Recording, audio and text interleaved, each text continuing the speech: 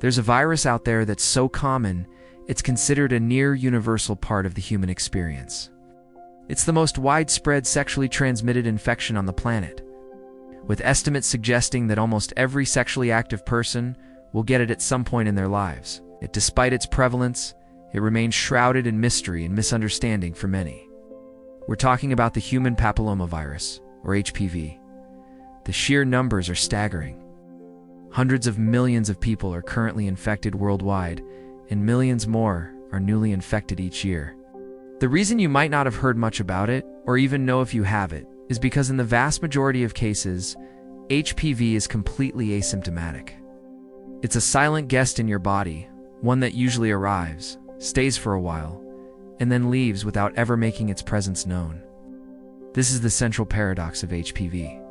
It's an epidemic that hides in plain sight, spreads easily, yet most people are unaware they are carrying or transmitting it. Today, we're going to pull back the curtain on this incredibly common virus. We'll explore what HPV is, how your own body brilliantly fights it off, and why, in some rare cases, it can lead to more serious health issues like cancer. This is information that everyone should have, because understanding HPV is key to understanding your own health. So, what exactly is HPV? Human papillomavirus isn't just one single virus. It's actually a large family of more than 200 related viruses. Each type of virus in this family is given a number, like HPV 16, HPV 18, HPV 6, and so on. These viruses are specialists. They like to infect a specific type of cell in our bodies called squamous epithelial cells. These are the flat, thin cells that make up the surface of our skin and the linings of various moist areas, or mucous membranes. You can find these cells lining the mouth, throat, cervix, vagina, vulva, and anus. This is why HPV infections are associated with these specific areas of the body. When people hear virus, they often think of things like the flu or the common cold, which travel through the air in respiratory droplets. It spreads primarily through direct skin-to-skin contact with an infected area. This is why it's classified as a sexually transmitted infection, as intimate contact provides the perfect opportunity for the virus to pass from one person to another.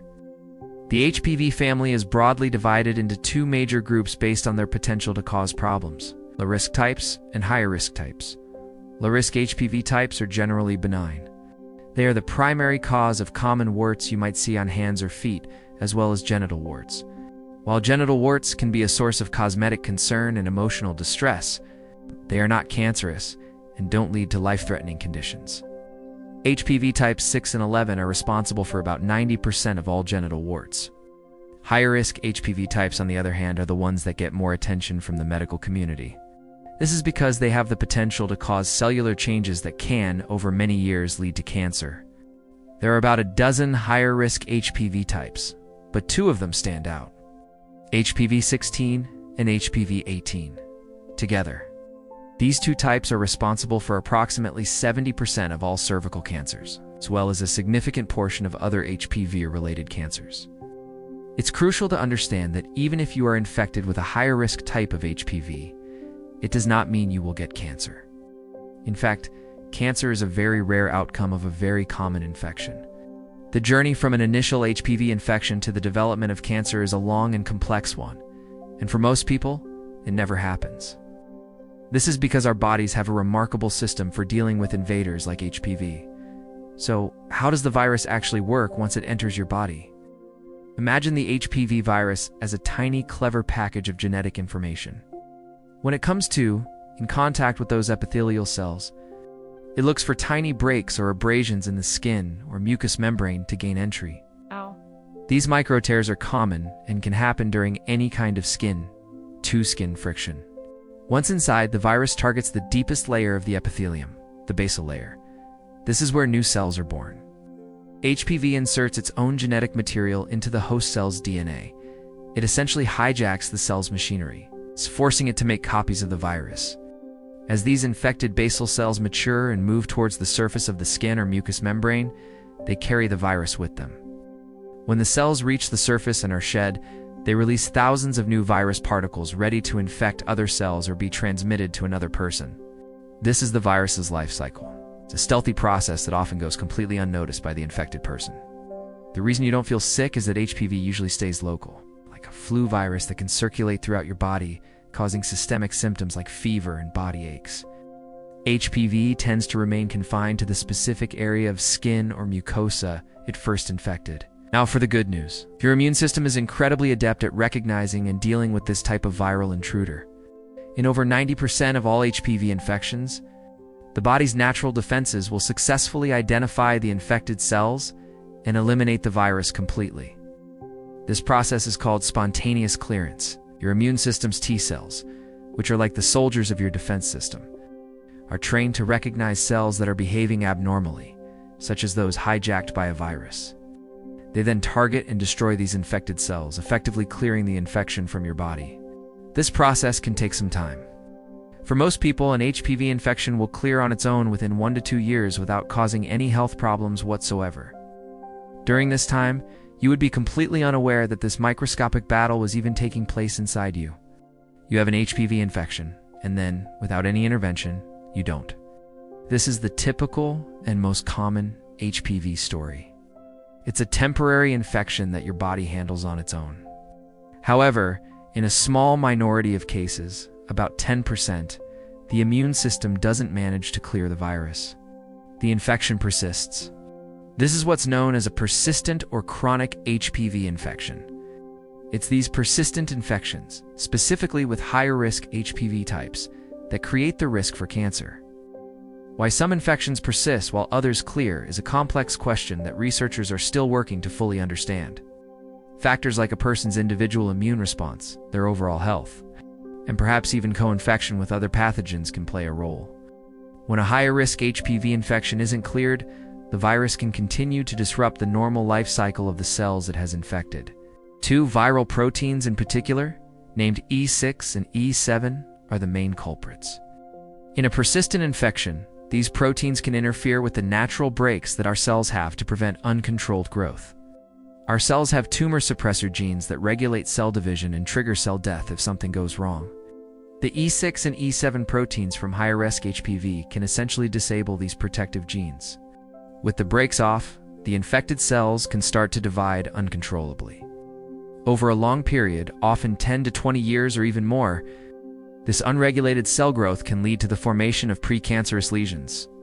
These are areas of abnormal cells that are not yet cancer, but have the potential to become cancerous if left untreated. If these precancerous changes are not detected and removed, they can eventually progress into invasive cancer. This is the link between HPV and cancer. It's not the virus itself that is cancerous, but its ability to disrupt normal cell regulation over a long period of persistent infection that creates the risk. Cervical cancer is the most well-known cancer caused by HPV, thanks to regular screening programs like the Pap test and HPV tests. Doctors can detect these precancerous changes on the cervix long before they ever become cancer. This allows for early intervention and treatment, which is why cervical cancer is now highly preventable in many parts of the world.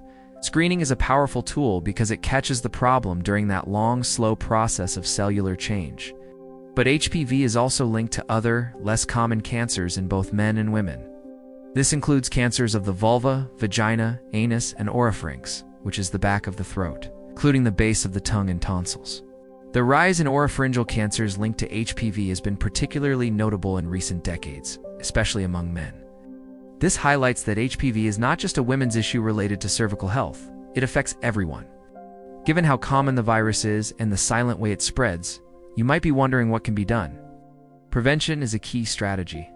Since the virus spreads through skin-to-skin contact, barrier methods like condoms can reduce the risk of transmission, but they don't eliminate it completely. This is because condoms don't cover all of the skin in the genital area that could potentially be infected. The most effective tool we have for prevention is the HPV vaccine. The vaccine works by introducing your immune system to harmless proteins that look like the outer shell of the virus. Your immune system then builds up antibodies against these proteins. So if you are ever exposed to the real HPV virus in the future, your body is already prepared to recognize and neutralize it immediately, preventing an infection from ever taking hold. The current HPV vaccine protects against the 9 types of HPV that cause the most problems, the 2 low-risk types that cause most genital warts, HPV 6 and 11. and the 7 higher risk types that cause the vast majority of HPV-related cancers, including HPV 16 and 18.